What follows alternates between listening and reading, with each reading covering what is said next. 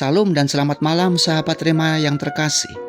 Puji Tuhan jika pada kesempatan malam ini kita bisa berjumpa kembali dalam renungan malam. Renungan malam ini dengan tema mengikuti pimpinan Roh Kudus. Setiap langkah dalam hidup ini bagaikan perjalanan panjang yang sering penuh dengan belokan-belokan tajam dan tak terduga. Namun syukur kepada Allah karena kita tidak berjalan sendirian. Roh Kudus telah diberikan kepada setiap orang percaya untuk menjadi penolong dan pembimbing.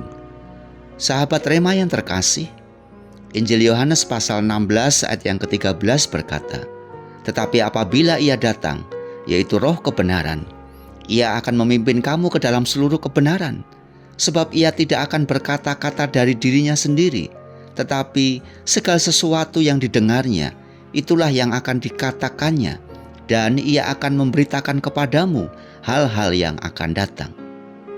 Mengikuti pimpinan Roh Kudus dimulai dari membuka hati dan pikiran untuk dipimpin olehnya dalam kehidupan sehari-hari.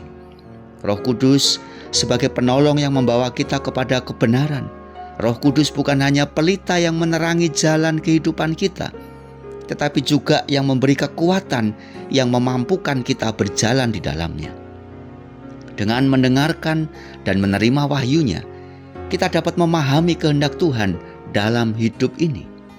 Mengikuti pimpinan Roh Kudus bukan soal tahu semua jawabannya, tetapi tentang percaya pada Dia yang memegang masa depan kita.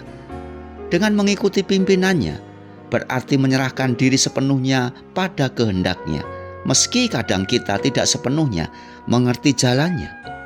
Ketika Roh Kudus memimpin, Dia tidak hanya memberi arahan, tetapi juga memberi damai di tengah badai kehidupan.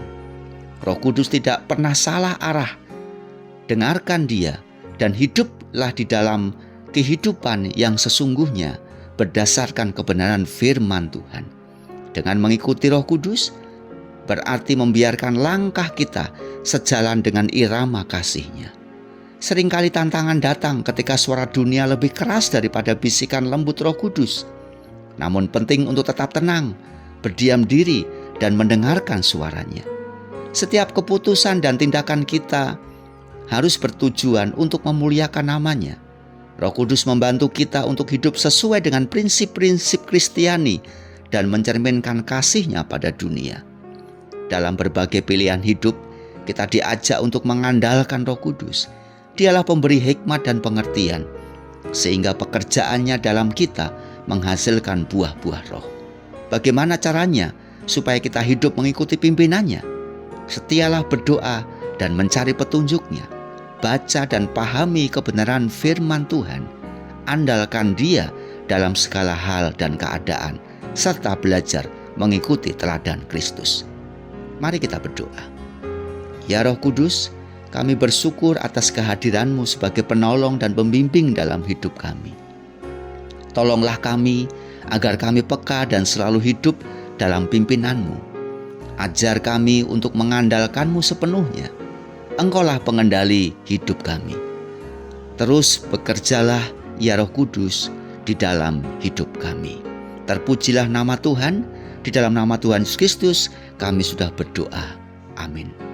Selamat malam dan selamat beristirahat. Selamat menikmati kebaikan Tuhan yang tanpa batas. Soli Deo Gloria, Tuhan Yesus memberkati.